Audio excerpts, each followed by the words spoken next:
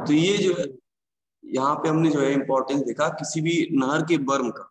ठीक है, बर्म क्यों देते हैं हमने बता दिया। अब इसके बाद जो आपका अगला पॉइंट है इंस्पेक्शन रोड है। ठीक है, इंस्पेक्शन रोड मतलब क्या कि जो हम तटबंध के किनारे, जैसे तटबंध का जो मेनली यूज होता है कि वो क्या करता है कि पानी के ओवरफ्लो को रोकता है। जैसे यहाँ पे आपका जो पानी है, पहले कैनाल तो मेनली जो आपका बनाया गया है फिगर में, यहाँ से देखिए, ये जो आपका कैनाल का पानी मेनली आपका इसी लिमिट तक माना जाता है। ठीक है, अगर इसके ऊपर भी पानी जा रहा है, ठीक है, तो ये इसके बाद किसका रोल आ जाता है यहाँ पे, तटबंध का जाता है। तो मेनली जो है ओवरफ्लोइंग को रोकने के लिए हम तटबंध बना देते हैं। लेकिन वो तटबंध जो है एक तरह से क्या होता है कि अलाइनमेंट उसका इतना अच्छा होता है कि वो उसका हम यूज कर सकते हैं इंस्पेक्शन रोड के लिए। ठीक है, मेनली वो इंस्पेक्शन मतलब निरीक्षण के पर्पज से बनाया जाता है कि कहीं बीच में कोई प्रॉब्लम अगर आई है किसी सेक्शन पर कैनाल के, ठीक है, या कहीं पे कोई रिसाव हो रहा है, कहीं तटबंध कमजोर हो गया है, कहीं मेंटेनेंस की जरूरत है, तो उसके ऑब्जर्वेशन के लिए या उसको देखने के लिए हम लोग क्या करते हैं, हम इंस्पेक्शन रोड तैयार करते हैं उस पूरे तटबंध के अलाउंग। ठीक है, उस तटबंध के अलाउंग हम क्या करते हैं, इंस्पेक्शन रोड बनाते हैं।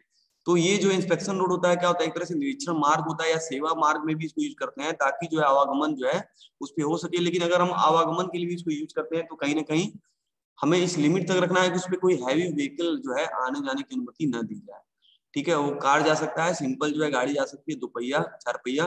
ठीक है, हैवी व्हीकल ट्रक जैसी गाड़ियां जो है इस पे अलाउ नहीं की जाएंगी। क्यों? क्योंकि उससे क्या होगा, तटबंध का जो ऊपरी सिरा है वो क्या होगा, वो फेल कर सकता है। ठीक है, तटबंध को वो कमजोर कर सकता है, इसलिए हम उस पर अलाउ नहीं करते हैं। मेनली वो 2 पहिया और 4 पहिया वाहनों के लिए अलाउ करता है। और जब भी हम अलाउ करेंगे तो ये हमें सुनिश्चित करना है कि उस पर क्या करना है, हमें बिटुमिन का लेप देना है।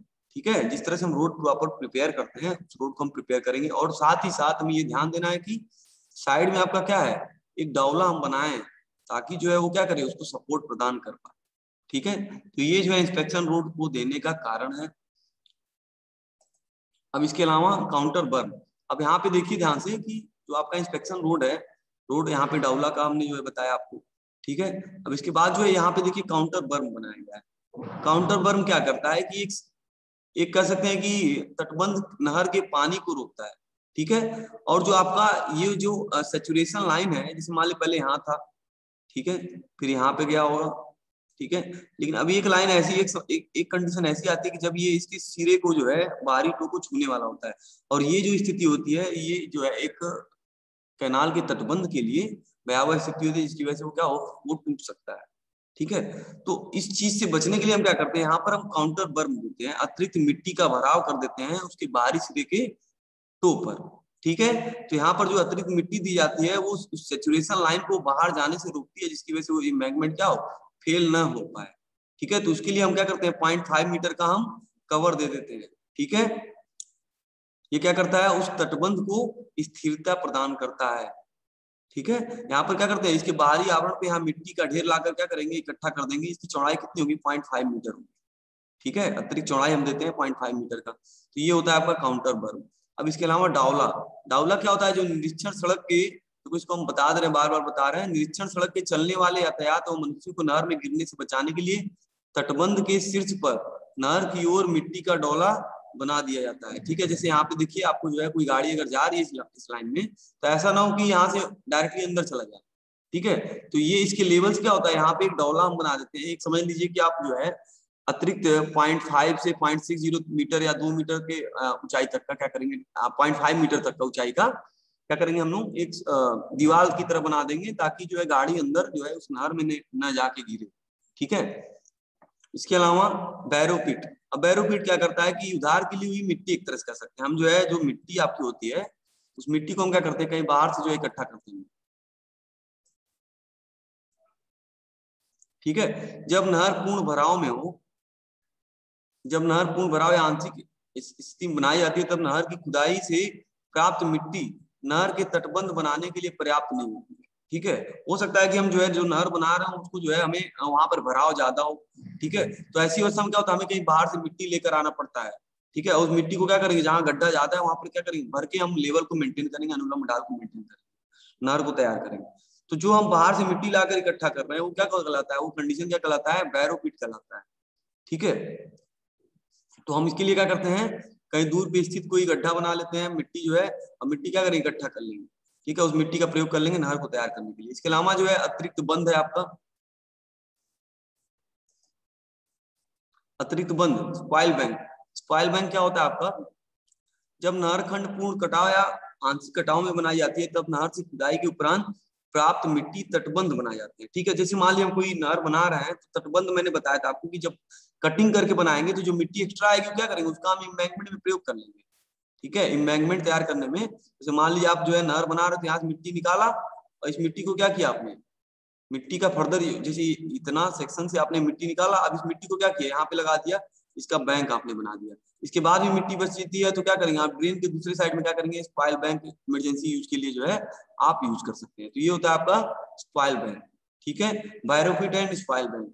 अब इसके अलावा जो है नहर की भूमि की चौड़ाई, जब भी हम कोई नहर बनाते हैं तो हमें आसपास के क्षेत्र से क्या करता है, किसानों से ही जमीन हमें लेना पड़ता है यार। ठीक है, उसके बदले क्या करते हैं हम लोग, कुछ पैसा देते हैं उनको।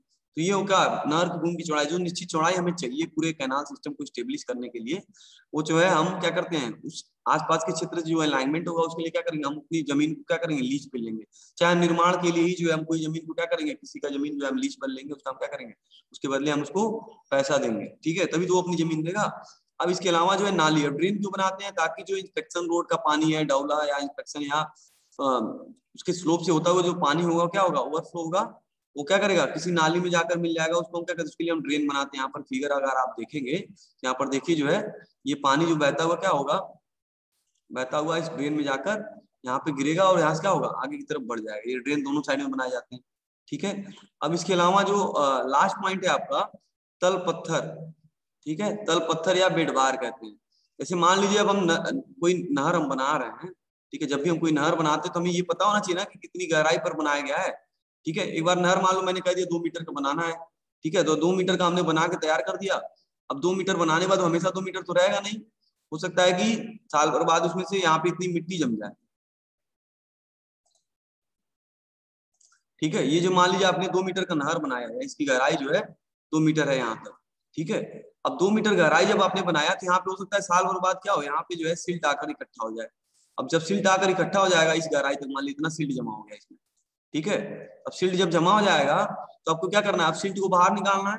अब सिल्ट को बाहर निकालना है तो हम फिर जब गड्ढा खोदना शुरू करते हैं तो पूरे लंबाई मान ली 5 मीटर तक जो है पूरा सिल्ट जमा हुआ है, 5 मीटर तक आपको सिल्ट निकालना है, 2 मीटर गहराई पे मेंटेन करनी है ताकि डिस्चार्ज अपना मैक्सिमम मिल पाए आपको।